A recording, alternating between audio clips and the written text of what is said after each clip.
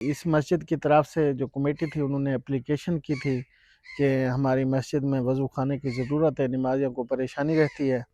वो दरख्वास्त राह इंसानियत इदारे के सदर बाजी तारा नवाज़ तक पहुँची। हमारी एक फैमिली थी, मोहतरम सजाद शफ़ी साहब के घर वाले, उन्होंने इसाले सवाब के लिए मोहतरम सजाद शफ़ी साहब के इसाले सवाब के लिए वज़ू खाने का इंतज़ाम। अल्लाह पाक मोहतरम सजाद शफ़ी साहब के को जन्नतुल फिरदौस में आला मकाम अता फरमाए। ले आए इसकी बुनियाद खोदें।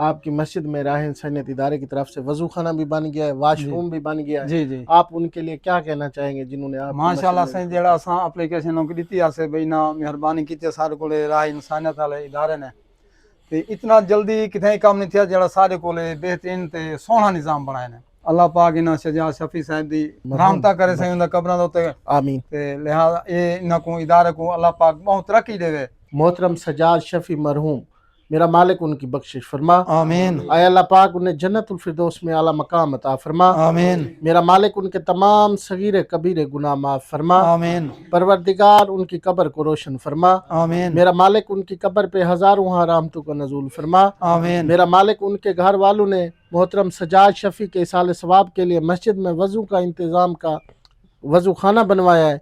मेरा मालिक उनके इस नेक अमल को मोहतरम सजाद शफ़ी मरहूम के लिए ज़रिया बख्शिश बना। आमीन।